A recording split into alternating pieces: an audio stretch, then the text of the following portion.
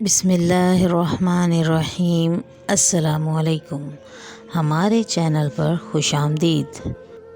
موت ایک ایسی تلخ حقیقت ہے جسے کوئی نہیں جھٹلا سکتا، چاہے وہ مسلمان ہو یا اور کسی مذہب سے تعلق رکھتا ہو۔ سب یہ بات جانتے ہیں اور مانتے بھی ہیں کہ ہر ذی روح کو موت آ کر رہے گی۔ یہ ایسی ظالم چیز ہے جو نہ کسی بچے کو چھوڑتی ہے اور کسی جوان کو، اور کوئی بوڑھا بچ سکتا ہے اس سے۔ اپنے پیشے کے لحاظ سے میں نے بہت سی اموات دیکھی ہیں، کوئی نارمل موت سے مرا تو کوئی لوگوں کی دردناک اموات دیکھی، اور بہت بار تو اپنوں کی موت بھی دیکھی اور بہت درد محسوس ہوا، اور میں سب کے لیے مغفرت کی دعائیں مانگ کر خود کو پرسکون کرنے کی کوشش کیا کرتا تھا۔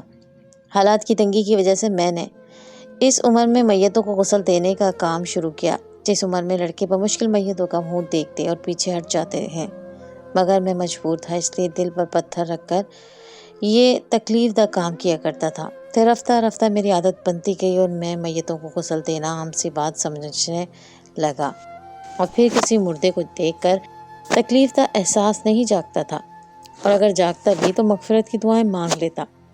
ویسے بھی اب تک میں نے جتنے مردوں کو غسل دیا تھا ان میں سے کسی میں بھی ایسا کچھ انوکھا یا ڈراؤنا کام نہیں ہوا تھا کہ جس وجہ سے میرا ڈر برقرار رہ جاتا۔ بس کسی کی حادثاتی موت کبھی کبھار بہت تکلیف دیتی تھی، مگر میری عادت اتنی پکی ہو گئی تھی کہ اب میں خود پر قابو پانا سیکھ گیا تھا، اور مجھے لگتا تھا کہ اب ایسا کچھ نہیں ہونا کہ میں غسل دینے سے ڈر جاؤں۔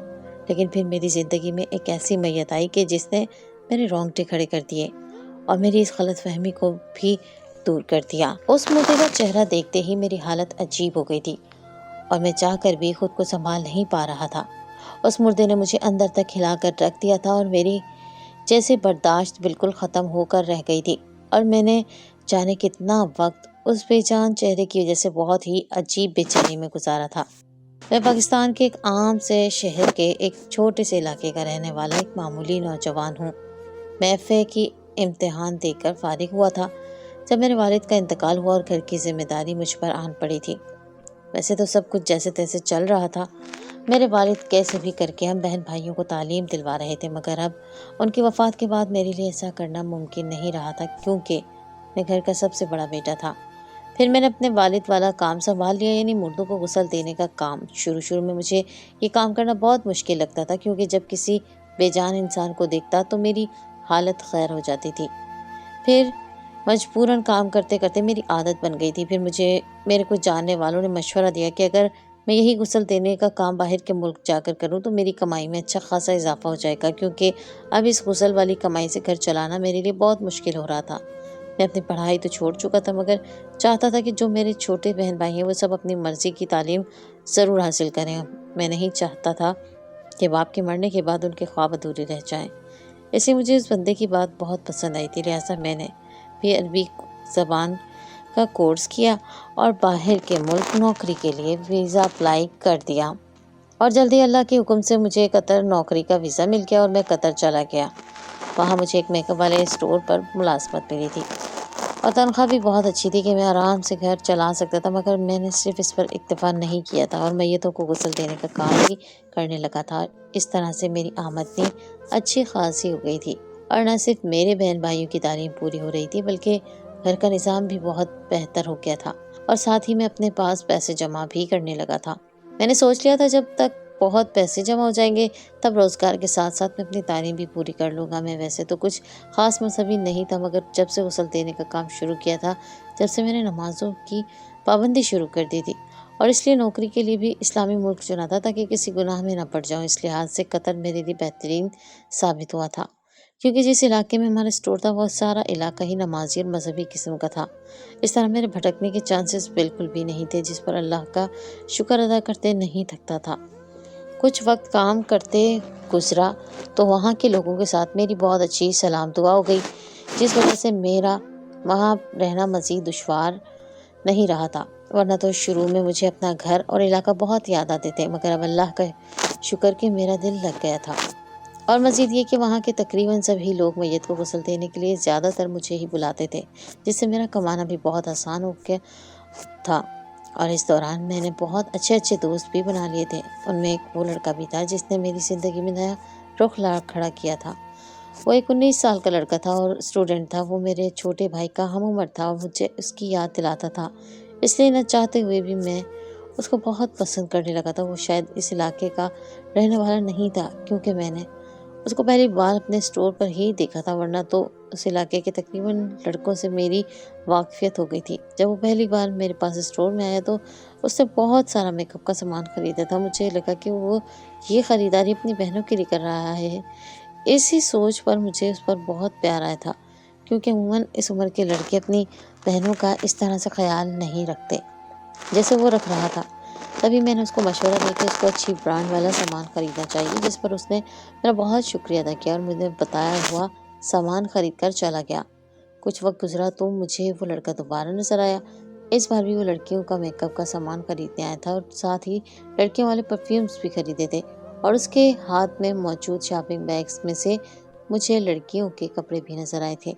اس کی فکر اور احساس پر مجھے بہت اچھا محسوس ہوا تھا۔ اتنی فکر تو کبھی میں نے بھی اپنی بہنوں کی نہیں کی تھی، اور جو اس لڑکے کی عمر کا میرا بھائی تھا وہ تو بالکل ہی لاپرواہ تھا، جبکہ یہ لڑکا اتنی چھوٹی سی عمر میں ہی بہنوں کے فرائض پورے کر رہا تھا۔ یقیناً اس کی بہنیں اس سے بہت خوش ہوں گی، ورنہ تو عموماً لڑکیاں اپنی ماؤں کے ساتھ یا اکیلے جا کر شاپنگ کیا کرتی ہیں، مگر اس لڑکے کی فکر بتا رہی تھی کہ اس کی بہنوں کو بازاروں میں ذلیل نہیں ہونا پڑتا ہوگا۔ مگر میں نہیں جانتا تھا کہ جو میں سوچ رہا ہوں حقیقت اس کے بالکل برعکس تھی، اور میں جو اس کو سمجھ رہا ہوں وہ حقیقت میں ویسا نہیں تھا۔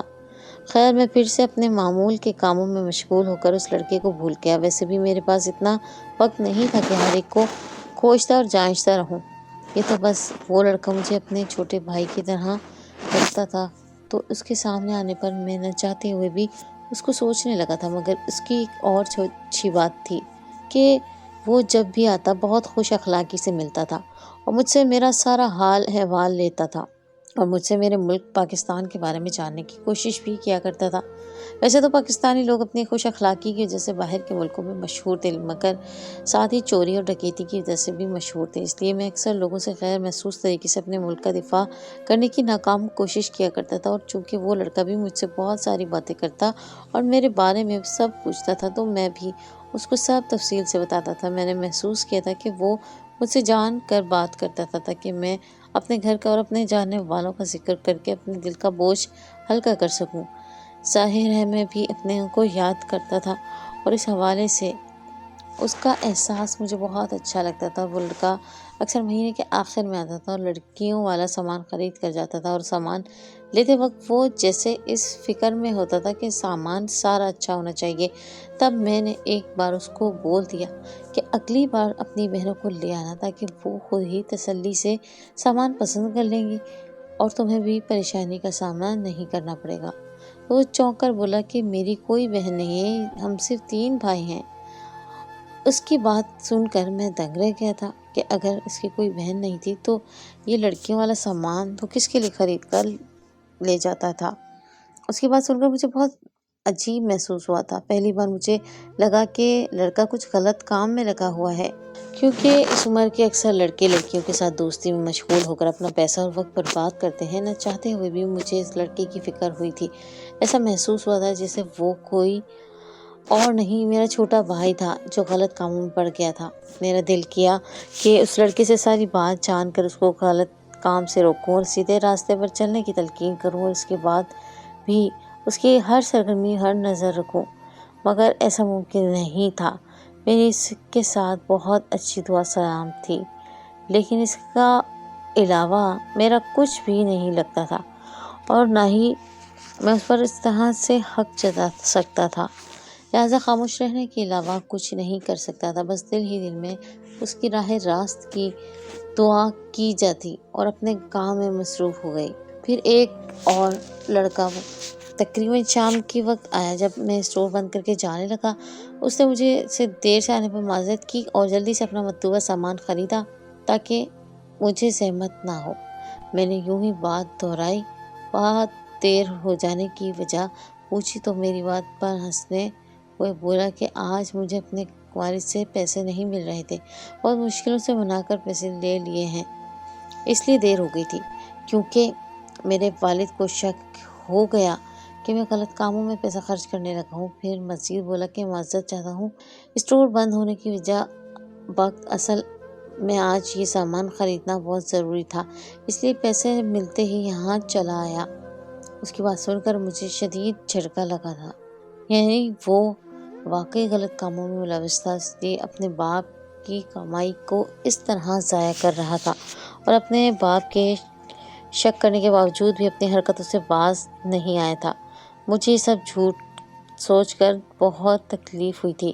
وہ اپنی بات کر کے اور سامان خرید کر جا چکا تھا اور ایک پل کو میرا دل اس کا پیچھا کروں اور روک لوں اس کو اور سمجھاؤں کہ یہ سب ٹھیک نہیں ہے، اپنے باپ کی محنت سے کمائے گئے پیسوں کو اس طرح ضائع مت کرو اور قدر کریں کہ اس کو پالنے والا اس کا باپ اس دنیا میں موجود ہے۔ لیکن پھر بھی میں نے اپنی سوچ پر خود ہی لعنت بھیجی اور خود کو معروف رکھنے کی کوشش کرنے لگا، مگر پھر بھی دل بے چین تھا اور چاہتا تھا کہ ایک بار اس سے ضرور بات کی جائے۔ تب میں نے دل ہی دل میں مضبوط ارادہ کیا کہ اگلی بار جب وہ آئے گا تو اس کو سمجھانے کی ضرور کوشش کروں گی۔ باقی اس کی مرضی تھی، اور مزید یہ کہ اس کو سمجھانے کو اس کے گھر والے موجود تھے، مگر پھر بھی ایک بار پھر ضرور سمجھاؤں گی، تاکہ مجھے اپنا چھوٹا بھائی کا لگا ہوا اور مجھے اس کی فکر ہو رہی تھی۔ مگر میں انتظار وہ مہینہ انتظار گزر جانے کے بعد بھی وہ لڑکا اسٹور پر نہیں آیا، اور ایک روز اس کے حوالے سے جو بات مجھ تک پہنچی تھی اس نے مجھے تکلیف سے دوچار کر دیا۔ ایک روز جب میں اپنے معمول کے کاموں میں مصروف تھا تو اسٹور کا مالک میرے پاس آیا اور بولا کہ اس کے جاننے والوں میں ایک جوان لڑکے کی موت واقع ہو گئی ہے اور ابھی تک اس کو غسل دینے کا انتظام نہیں ہوا۔ وہ لوگ بہت پریشان ہیں، تم بھی یہی کام کرتے ہو، اسی میں نے سوچا تمہیں اپنے ساتھ لے جاؤں تاکہ اس کا غسل بھی ہو جائے اور تمہیں بھی جنازے میں شراکت کا ثواب ملے گا۔ میں مالک کی بات سن کر فوراً تیار ہو گیا اور اسٹور کو بند کر کے اس کے ساتھ چل دیا۔ راستے میں اس نے مجھے بتایا کہ وہ بالکل جوان ہے اور کچھ روز سے بیمار تھی اور آج اس کی وفات ہو گئی۔ مجھے جوان موت کا سن کر بہت افسوس ہوا تھا۔ اکثر جوان لڑکے لڑکیوں نے مستقبل کے کتنے منصوبے بنائے ہوتے ہیں، مگر کوئی نہیں جانتا کہ اگلا پل بھی زندگی کا نصیب ہوگا یا موت آ لے گی۔ میں نے بھی تو بہت کچھ ہمت کی۔ اکثر جوان لڑکے لڑکیوں نے مستقبل کے کتنے منصوبے بنائے ہوتے ہیں، مگر کوئی نہیں جانتا کہ اگلا پل بھی زندگی کا نصیب ہوگا یا موت آ لے گی۔ میں نے بھی تو بہت کچھ سوچ رکھا تھا، مگر نہیں معلوم کہ میری زندگی کتنی اور میں اپنے کتنے ارادوں پر پورا اتر سکتا ہوں۔ یہی سوچتے سوچتے میں فوتگی والے گھر پہنچ گیا۔ وہاں لوگوں کا بڑا ہجوم لگا تھا اور سب کی زبان پر اس لڑکے کے لیے تعریفیں ہی تعریفیں تھیں کہ بظاہر لاپرواہ تھا، مگر نہایت ہی احساس کرنے والا انسان تھا، مگر کسی بھی غلط سرگرمی میں ملوث نہیں تھا۔ مجھے اس کے بارے میں جان کر رشک ہونے لگا تھا کہ جب اتنے سارے لوگ اس کی تعریفیں کر رہے تو یقیناً وہ اللہ پاک کا نیک بندہ تھا۔ خیر، یہی سنتے سنتے میں میت تک پہنچا۔ میرے مالک نے لڑکے کے باپ کو میرے بتایا کہ میں غسل دینا چاہتا ہوں۔ تب وہ جلدی سے آگے ہوئے اور مجھ سے کہا کہ اگر میں غسل دینا چاہتا ہوں تو وہ مجھے شکر گزار ہوں گے، کیونکہ جس نے غسل دینے آنا تھا وہ ابھی تک پہنچا نہیں تھا اور نہ ہی اس سے رابطہ ہو رہا تھا۔ میں نے حامی بھر لیا تو انہوں نے تھوڑی دیر میں غسل کا سارا انتظام مکمل کر کے دے دیا، اور جب میں نے میت کے چہرے سے کپڑا ہٹایا تو اس کے چہرے پر نظر پڑتے ہی میرا دل جیسے بند ہونے کے قریب ہو گیا تھا۔ وہ وہی لڑکا تھا جو مجھ سے لڑکیوں کا سامان خریدنے آتا تھا۔ ویسے تو میں نے بہت سی میتیں دیکھی تھیں اور بہت اپنوں کی میتیں بھی دیکھی تھیں، مگر اس کے چہرے پر جو تھا وہ میرے ہوش اڑانے کو کافی تھا، اور میں وہیں لڑکھڑا کر گرا اور بے ہوش ہو گیا۔ نہ جانے میں کتنی دیر بے ہوش رہا، مجھے کچھ خبر نہیں تھی، اور جب مجھے ہوش آئے تو میں ایک ہسپتال میں موجود تھا اور اسٹور کا مالک پریشانی میں میرے پاس کھڑا تھا۔ اس کو اس طرح کھڑے دیکھ کر میں شرمندہ ہو گیا اور اس سے معذرت کی کہ میری طبیعت خراب ہونے کی وجہ سے اس کو پریشانی ہوئی اور جس کام کے لیے مجھے لے کر گیا تھا وہ کام بھی نہیں ہو سکا تھا۔ اس پر مالک بولا کہ نہیں، معافی کی ضرورت نہیں، تمہاری حالت ایسی ہو رہی تھی جیسے تم بہت زیادہ ڈر گئے ہو، اور غسل کی فکر مت کرو، جس نے آنا تھا وہ بھی تمہارے بے ہوش ہونے کے تھوڑی دیر بعد پہنچ گیا تھا۔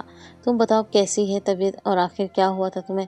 تو میں بولا کہ وہ لڑکا میرا دوست تھا اور میں ایک ماہ سے اس کا انتظار کر رہا تھا۔ اب ایک ماہ سے اس کا انتظار کر رہا تھا۔ اب اچانک اس کی میت دیکھی تو ہوش کھو بیٹھا۔ اب بھی بار بار اس کا چہرہ میری آنکھوں کے سامنے آ رہا تھا اور تکلیف اتنی ہوئی تھی کہ نہ چاہتے ہوئے بھی آنکھوں سے آنسو تھمنے کا نام نہیں لے رہے تھے، اور ساتھ ہی مجھے یہ سوچ بار بار آ رہی تھی کہ آخر وہ ایسا کیا کرتا تھا کہ اس کے چہرے کی یہ حالت تھی۔ مجھے شدید افسوس ہو رہا تھا کہ میں اس لڑکے کے بارے میں کچھ بھی نہیں جان سکا تھا۔ یقیناً کچھ ایسا تھا اس کے متعلق جو کوئی بھی نہیں جان سکتا تھا۔ کاش میں اسے تھوڑی بہت دعا سلام پڑھا کر اس کے بارے میں کچھ جان سکتا۔ ساتھ ہی یہ افسوس بھی تھا کہ میں اس کا نماز جنازہ پڑھ کر اس کی آخری آرام گاہ تک نہیں پہنچا سکا تھا۔ وہ بہت خوش اخلاق لڑکا تھا اور میرا بہت احساس کرتا تھا، تو مجھے بھی اس کے جنازے اور کفن دفن تک اس کے پاس رکنا چاہیے تھا، مگر افسوس کہ میں ایسا نہ کر سکا۔ خیر، میرے مالک نے میری بات سن کر مجھے تسلی دی اور حوصلہ دیا تھا۔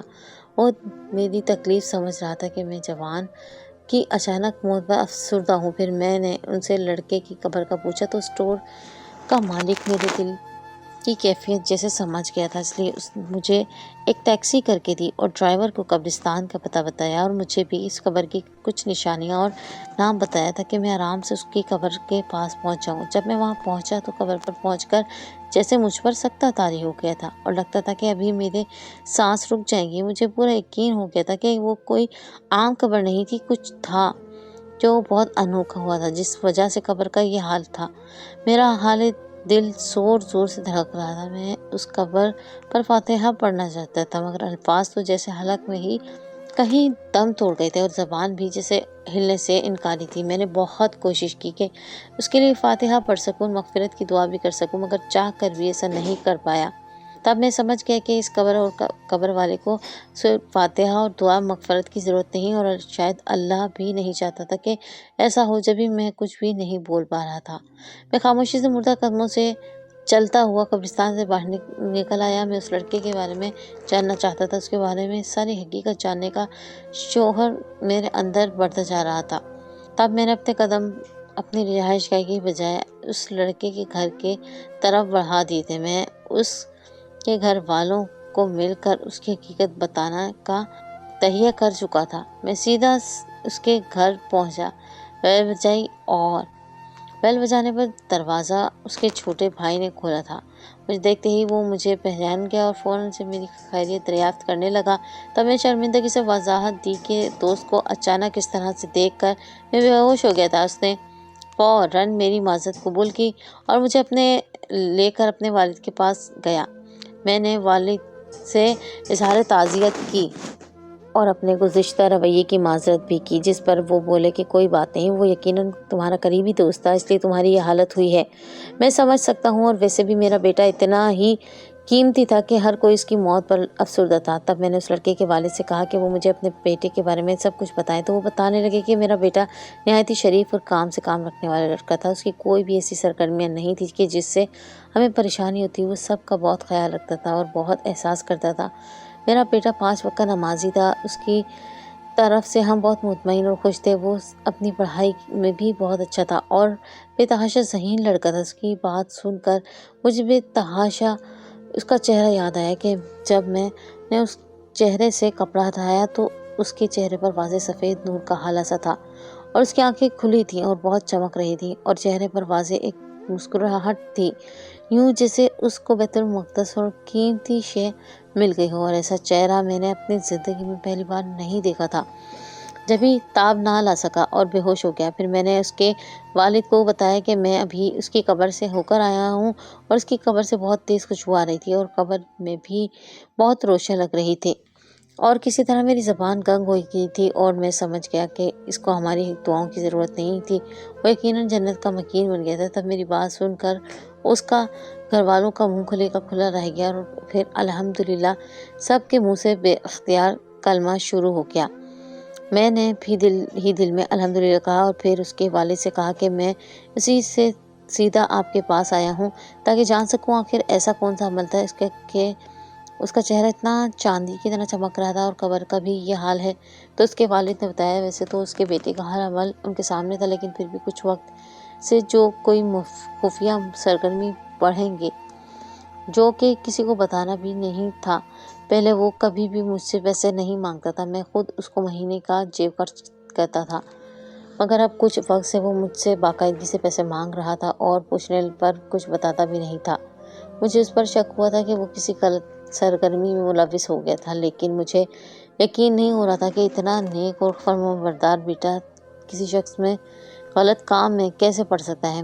میں اس سے پوچھ کر تھک گئی تھی، مگر وہ کچھ بھی بتانے کو تیار نہیں تھا۔ اور پھر وہ بیمار پڑ گیا۔ تب اس نے مجھے جو بتایا اس کی آنکھوں سے سن کر میری آنکھوں سے آنسو آ گئے تھے، اور مجھے اپنے بیٹے پر فخر محسوس ہوا تھا، اور ساتھ ہی ندامت بھی محسوس ہوئی کہ وہ اصل میں کیا کر رہا تھا اور میں اس کو غلط سمجھا تھا۔ میرے بیٹے نے بتایا کہ وہ کچھ وقت ایک گھر کی کفالت کر رہا ہے۔ دراصل اس گھر میں ایک بیوہ بوڑھی عورت اور اس کی 2 بیٹیاں رہتی تھیں۔ ایک بیٹی پیدائشی پولیو کی مریض تھی، جبکہ دوسری بیٹی تھی جو بالکل ٹھیک ٹھاک تھی اور اپنے گھر کو چلانے کے لیے کمانے والی ہی ایک ہی تھی۔ پھر اس لڑکی کا ایک رشتہ آیا، وہ آدمی بھی اچھا کماتا تھا، اور اس نے کہا تھا کہ اس لڑکی کی کمائی سے کوئی غرض نہیں تھی، وہ بس شادی کرنا چاہتا تھا۔ باقی وہ شادی کے بعد بھی اپنی کمائی اپنی ماں بہن پر لگاتی رہی۔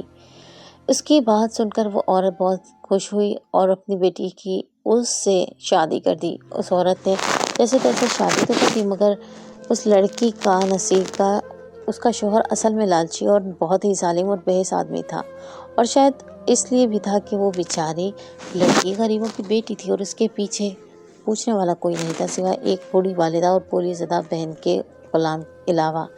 اس ظالم آدمی نے بیچاری لڑکی پر ظلم اور بربریت کی انتہا کر دی تھی، اور وہ اس کی کمائی جو اپنا حق سمجھتا تھا اور اس کی ماں بہن پر لگائے جانے دیتا تھا، اور ہر وقت مار پیٹ بھی کرتا تھا، اور پھر مزید یہ کہ اس کا بچہ پیدا ہونے پر اسے بچہ چھین کر اپنی ماں کے حوالے کر دیتا تھا۔ میرے بیٹے کو کسی نے ان کے بارے میں بتایا تھا، تو اس نے اپنے کچھ دوستوں کی مدد سے اس آدمی کو پولیس کی دھمکی دے کر زبردستی طلاق دلائی تھی تاکہ لڑکی اس کے ظلم سے بچ سکے، مگر تب تک اس لڑکی نے آڑے ظلم سہے تھے کہ جس کی وجہ سے وہ لڑکی پاگل ہو گئی تھی اور اپنی ماں کے در پر آ بیٹھی تھی۔ اب چونکہ اس کا کمانے والا کوئی نہیں رہا تھا اور لڑکیاں دونوں ہی مفلوج تھیں، اس وجہ سے ان کے گھر والوں کے فاقوں کی نوبت آ گئی تھی۔ اس لیے میرا بیٹا ان کے گھر کے کام کاج خرچ چلا رہا تھا، اور ایک بار جب وہ کھانے پینے کے لیے لے کر ان کے گھر گیا تو اس عورت کی پولیو زدہ بیٹی زخمی تھی اور رو رہی تھی۔ پوچھنے پر پتہ چلا، اس نے بتایا کہ دوسری لڑکیوں کو دیکھ دیکھ کر اس کو بھی شوق چڑھا کہ پیارے نبی کپڑے پہنے اور میک اپ کرے، اس لیے جب میں کوئی لوگوں کے گھر کا کام کرنے گئی ہوئی تھی تو یہ گھر سے باہر نکل گئی اور کسی کو روک کر اپنی فرمائش کر ڈالی، اور یا پھر شاید ان کا سامان چھیننے کی کوشش کی، تبھی انہوں نے اس کو مارا اور گھر کے سامنے لا چھوڑا۔ عورت کی بات سن کر میرا بیٹا اتنا بے چین ہوا تھا کہ اب اپنی جیب خرچ علاوہ بھی مجھ سے پیسے لینے لگا اور ان لڑکیوں کے لیے نئے نئے کپڑے اور میک اپ کا سامان لے کر جاتا تھا تاکہ وہ گھر بیٹھ کر اپنے شوق کو پورا کریں اور لوگوں کی بے حسی سے بچتی رہیں۔ اب میرا بیٹا چونکہ بیمار ہو گیا تھا اور ان کے لوگوں نے تک نہیں جا سکتا تھا، اس لیے مجبوری میں مجھے سب کچھ بتانا اور گزارش کی تھی کہ میں اس گھرانے کی کفالت کروں، ان کو کسی چیز کی کمی نہ ہونے دوں۔ شاید میرے بیٹے کو محسوس ہو گیا تھا کہ وہ اب اس دنیا سے جانے والا ہے، تبھی اپنی آخرت کا سامان تیار کیا تھا، اور یقیناً یہی عمل میرے اللہ کو پسند ہے۔ آیا کہ اس کا چہرہ بھی چمک رہا تھا اور اس کی قبر سے خوشبو اور روشنی بھی۔ میرا بیٹا اللہ اور لوگوں دونوں کو حقوق ادا کرنا جانتا ہے، اللہ کے پسندیدہ ٹھہرے۔ یہ سب بول کر اس کا باپ اپنے آنسو صاف کرنے لگا اور میں جیسے سکتے میں بیٹھا تھا۔ میں سوچ بھی نہیں سکتا تھا کہ اتنی چھوٹی سی عمر میں کوئی اتنا احساس کرنے والا کیسے ہو سکتا ہے، اور وہ واقعی ہمیں صرف اپنے اللہ کی عبادت نہیں کرنی چاہیے بلکہ اس کے بندوں کا احسان کرنا بھی ہمارے دین کا حصہ ہے، تبھی ہم اپنے اللہ کے پیارے بن سکتے ہیں، اور سب سے بڑھ کر ریاکاری سے پرہیز کرنا چاہیے۔ اور یہی بات اس کم عمر لڑکے نے جان لی تھی، اس لیے وہ ریاکاری سے بچا ہوا تھا اور اپنی آخرت بنا گیا۔